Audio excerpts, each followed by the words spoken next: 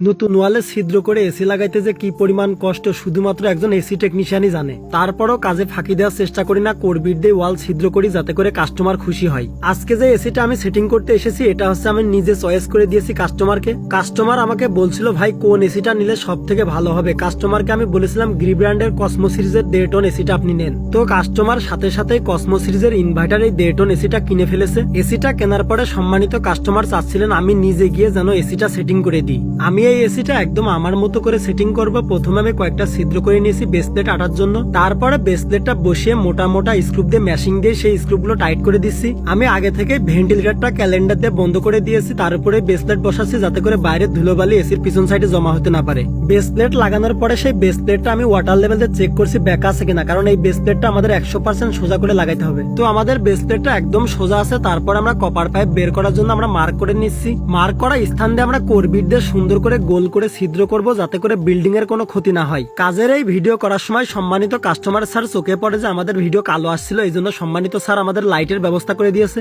তবে আমাকে বলতেই হবে কাস্টমারটি একদম অসাধারণ কাস্টমার ছিল। কাজ করার সময় আমি অনুভব করছিলাম আজকে আমি কোনো এসি লাগাতে আসিনি, আজকে মনে হচ্ছিল বড় কোনো সিনেমার শুটিং করছি। যাই হোক আমরা সুন্দরভাবে ছিদ্রটা কমপ্লিট করে নিয়েছি। এখন আমি ইন্ডোটা বসিয়ে দেবো। ইন্ডোটা বসানোর জন্য ইন্ডোটা আমি কাঁধে নিয়ে নিয়েছি এবং হচ্ছে আউটডোরের কেবলটা আমি ছিদ্রের মধ্যে ঢুকিয়ে দিয়েছি এবং কপার পাইপ ঢুকিয়ে দিয়েছি। তারপরে আস্তে আস্তে আমি ইন্ডোটা বসিয়ে দিচ্ছি। ইনডোর বসানোর সময় কপার পাইপ এবং তার কোথায় গেল আমাদের দেখার বিষয় না, আমাদেরকে লক্ষ্য রাখতে হবে পানির লাইনটা যাতে 100% নিচু থাকে। আমরা ইনডোরটি খুব সুন্দরভাবে বসিয়ে নিয়েছি। এখন আমরা হালকা একটু কপার পাইপ টেনে দূরে একটা জায়গায় আমরা আউটডোর বসাবো।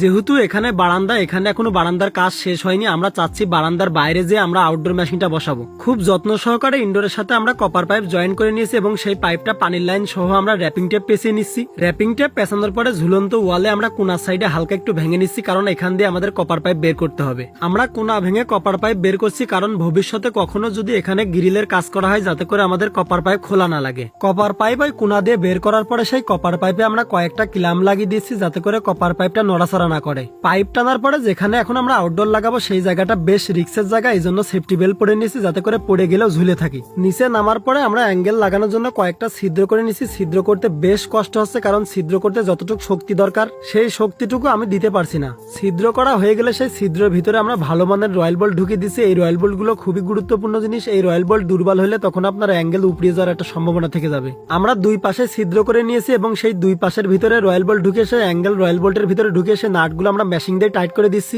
যেহেতু এখানে রিক্সের জায়গা, আমরা পরবর্তী টেকনিশিয়ানের কথা মাথায় চিন্তা করে আমরা বক্স টাইপের অ্যাঙ্গেল ব্যবহার করছি। ভবিষ্যতে যখন এসি সার্ভিসিং করা লাগবে তখন ওই টেকনিশিয়ান এখানে দাঁড়িয়ে সহজে এসি সার্ভিসিং করতে পারবে। অ্যাঙ্গেল টাইট দেওয়ার পরে আমরা অতিরিক্ত পাইপ আছে রাউন্ড করে রেখে দিচ্ছি এবং সেই কপার পাইপে ইউক্লাম দিয়ে আমরা টাইট করে দিচ্ছি যাতে করে পাইপটা নড়াচড়া না করে। পাইপের কাজ সম্পূর্ণ শেষ করার পরে এখন আমরা আউটডোর মেশিনটা সেই অ্যাঙ্গেলের পরে বসিয়ে দেবো। আমরা চাইলে রশি বাদ দিয়ে আমরা হাত দিয়ে এসিটা অ্যাঙ্গেলের পরে বসিয়ে দিতে পারতাম, কিন্তু সেই রিস্কটা আমরা নিয়ে রশি দিয়ে আমরা এসিটা বসিয়ে দিচ্ছি, কারণ বিপদ বলে কয়ে আসে না, যখন তখন দুর্ঘটনা ঘটতে পারে। আউটডোর অ্যাঙ্গেলের পরে বসানোর পরে নাট দিয়ে আমরা সেই অ্যাঙ্গেলের সাথে আউটডোর টাইট করে নিয়েছি এবং কপার পাইপ সুন্দরভাবে আউটডোরের সাথে কানেকশন করে দিচ্ছি। কপার পাইপ টাইট দেওয়ার পরে আমাদের এসিটা এখন আমরা ভ্যাকুয়াম করে তারপরে গ্যাস ছাড়বো। যে কোনো ঝামেলার জায়গায় হোক না কেন আমাদের অবশ্যই ভ্যাকুয়াম করে তারপরে গ্যাস ছাড়তে হবে। আমি ভ্যাকুয়াম চলমান অবস্থায় রেখে আমার হাতের যে কাজগুলো আছে সেই কাজগুলো আমি সম্পূর্ণ শেষ করে নেব। আমি আউটডোরে কেবল কানেকশন দিয়ে নিচ্ছি। আমার এই হাতের কাজ সম্পূর্ণ শেষ হতে হতে আমাদের ভ্যাকুয়াম কমপ্লিট হয়ে যাবে। হাতের কাজ সম্পূর্ণ শেষ করার পরে সম্মানিত কাস্টমার স্যার আমাদের আম খাওয়াচ্ছিল।